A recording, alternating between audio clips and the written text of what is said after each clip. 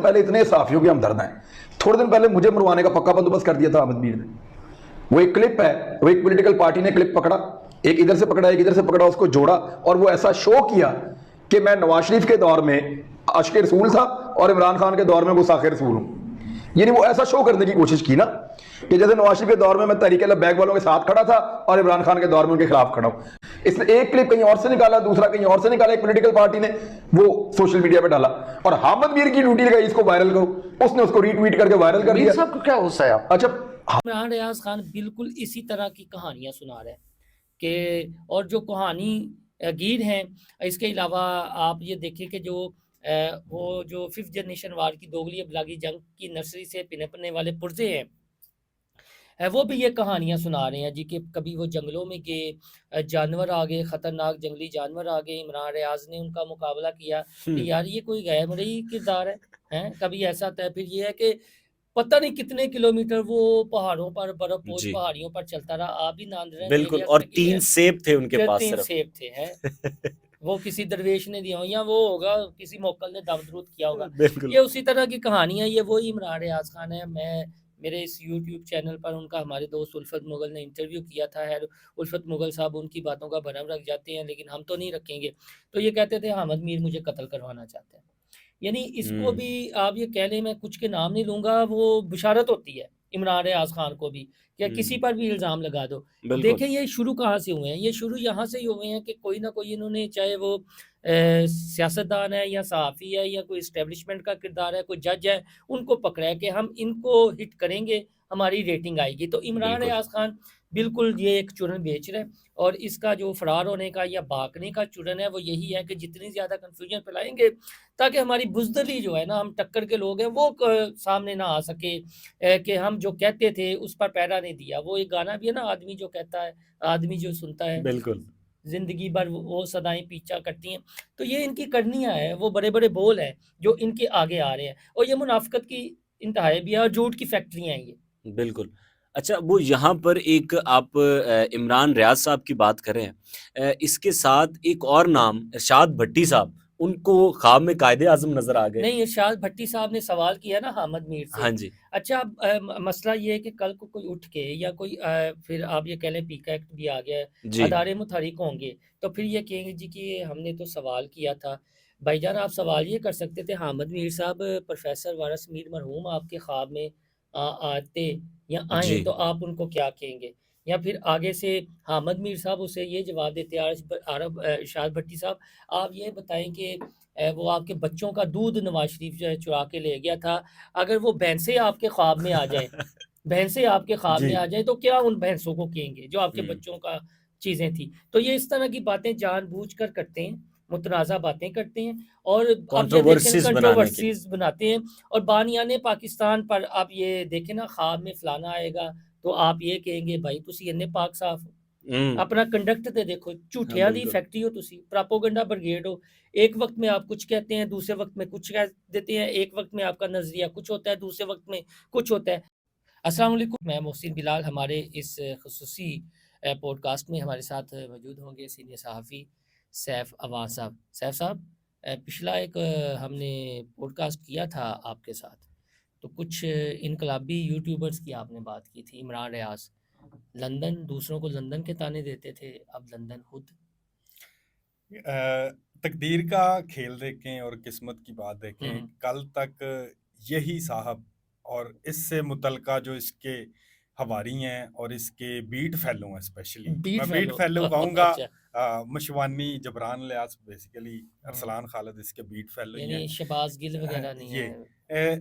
इन लोगों ने नवाज शरीफ के मतलब कैंपेन चलाई थी कि नवाज शरीफ भगोड़े हैं, और आज किस्मत का खेल देखें, शहबाज गिल, इमरान रियाज, साबर शाकर, साबर शाकर, आदिल राजा, मोइज यूसुफ, ये सारे लोग आज भगोड़ों की लिस्ट में सरे फहरिस्त हैं। हाँ जी। और जो शहजाद अकबर है, जुल्फी बुखारी है, फराह गोगी है, ये सारी वो पलटन है जो मुस्लिम लीग नून के खिलाफ और स्टैब्लिशमेंट के खिलाफ सरे फहरिस्ती कैंपेन चला रहे हैं। लेकिन उनकी नर्सरी से ही तैयार हुए ना 5th जनरेशन वार की, वो जो कहा जाता है पुरजे। अब मैं उसकी तरफ जाना तो नहीं चाह रहा था, लेकिन नहीं, वैसे मैं बदकिस्मती बात ये कर रहा है कि जिन लोगों ने इन वॉरियर्स को हूँ। तैयार किया है, आज वो मजे से घर में बैठे हैं और उनका एहतसाब नहीं हो रहा। एहतसाब तो उनका भी बेसिकली होना चाहिए था, जिन लोगों ने इनको तैयार किया। और सितम ज़रीफ़ी देखें कि आज पाकिस्तान में वो लोग एस्टेब्लिशमेंट को डिफेंड कर रहे हैं जो कल तक इसी के पिसे हुए थे, वो फिर भी मौक़िफ़ की बात करते हैं अब अपनी। पीटीआई ने फिर रख दिया है ग्रेटर इकबाल पार्क मीनार पाकिस्तान के मुकाम पर जी। टीसी को उन्होंने दरख्वास्त भी दे दी है एनओसी की। और भाई पिछली बार इन्होंने 26 नवंबर पे भी एहतजाज का ऐलान किया अच्छा, था। मैंने मीनार पाकिस्तान खुद देखने गया कि शायद आज़ादी चौक फिर भरा हो, क्योंकि 2011 में तो हमें बताया था इमरान बड़े पॉपुलर हैं। अदम एतमाद की तहरीक के बाद भी बताया गया इमरान बहुत पॉपुलर हैं। और मोहसिन साहब, मैं हल्फन कहता हूँ, मैंने 26 नवंबर को मीनार पाकिस्तान में पीटीआई का एक कारकुन भी नहीं देखा। पीटीआई की लाहौर की जो लीडरशिप है वो भी नहीं निकले। उन्होंने क्या निकलने नहीं दिता, जबकि नून लीग का ये कहना है कि मरियम नवाज की पॉपुलैरिटी इतनी है या उनके काम बोल रहे हैं कि पीटीआई के या कारकुनों जहां में। तक निकलने की बात है, आपको मैं थोड़ा सा माजी में लेके जाना चाहता हूँ। आपको याद होगा कि मरियम नवाज को नैब ने बुलाया था, तो मरियम नवाज और उसकी कारकुनों का एक बड़ा मजमे के साथ वो पथराव नैब वाला ऑफिस में वाकया याद पहुंचे थे। दिलाना। हाँ जी। और बकायदा मरियम नवाज की जो वो तो बुलेट प्रूफ उन्होंने कहा था कि इनाफ इज इनाफ हो गया अब। उनकी बीएमडब्ल्यू थी, उसके फ्रंट सीट पे मरियम नवाज हाँ, को मैं उधर था निशाना कभी बनाया गया, बिल्कुल। लेकिन उनके लोग पहुंचे, लेकिन सैफ साहब रुकावटों के पत्थर भी बावजूद थे ना, पहुंचे। वहाँ पत्थर इसके कंट्रोवर्सी बावजूद लोग पहुंचे, पहुंचे। इतने तशद्दुद के बावजूद भी। लेकिन पीटीआई के लोग आज कहाँ हैं? पूरी पीटीआई जो गवर्नमेंट में फैसिलिटेट होती रही है वो हमें नजर नहीं आ रही। और आज पीटीआई पे वो लोग काबिज हैं जो 1.5 साल पहले पीटीआई में शामिल हुए हैं।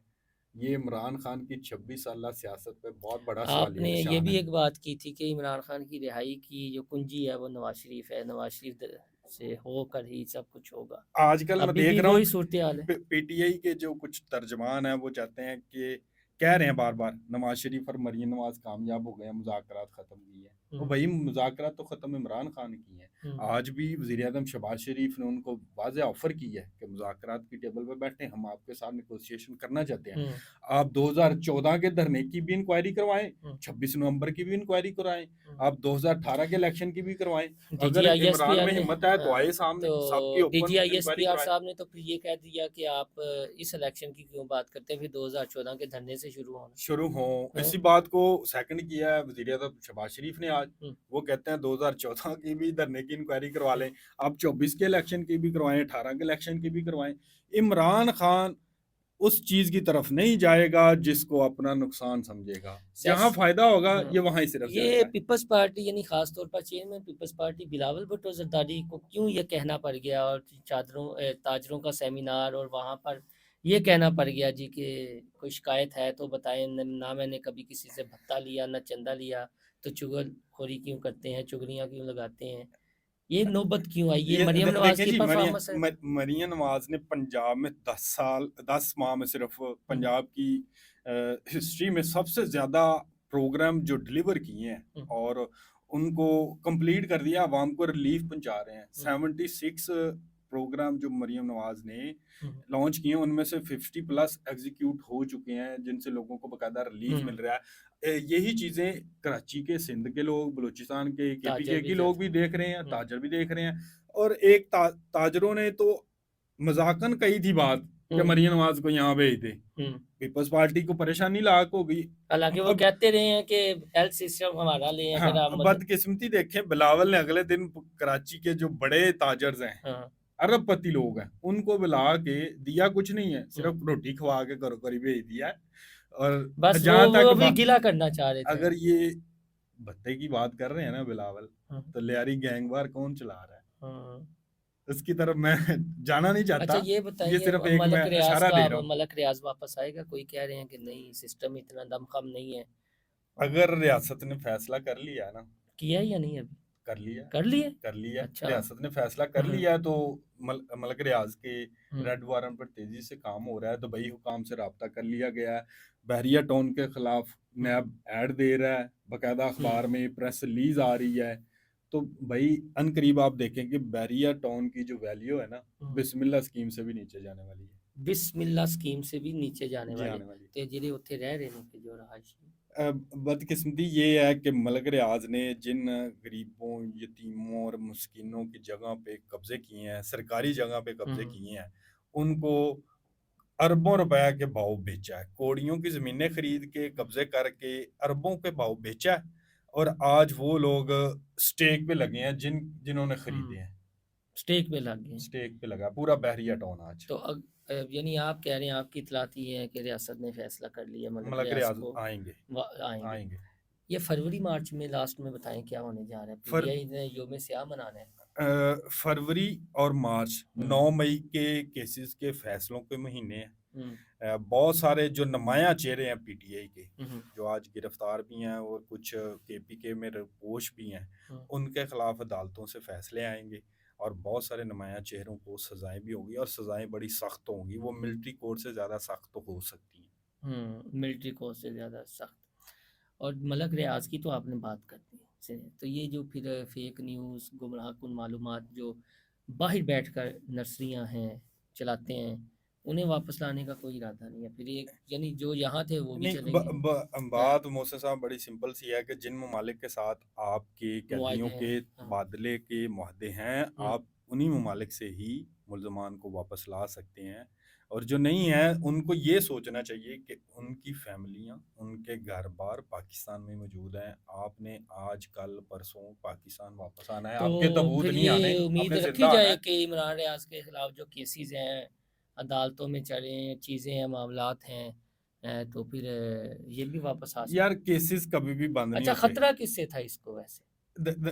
मैं पिछले पॉडकास्ट में मैंने बात की थी कि इमरान रियाज ने एक बार फिर गलती की है जो अरशद शरीफ ने की थी। इसको चाहिए था पाकिस्तान में रहते, ये 3-4 बार पहले भी अदालतों से जमानत लेके बाहर आए हैं ना, इनकी फैमिली यहाँ है, बच्चे यहाँ हैं, तो फिर आप भाई साहब भगोड़ों की लिस्ट में अपना नाम क्यों लिखवा रहे हैं? हमें तो आप लेक्चर दे रहे थे, रोजाना लेक्चर दिए जाते थे कि हमें फौज ये बता रही है, फौज ये बता रही है, नवाज शरीफ चोर है, शहबाज शरीफ चोर है, जरदारी चोर है। भैया अब आप चोरों की फहरिस्त में नाम लिखा के भाग गए हम लोग से। आप किस किस्म की ईमानदारी के और करप्शन के, चोरी के खिलाफ? वो भी गंडापुर की एक ऑडियो पे।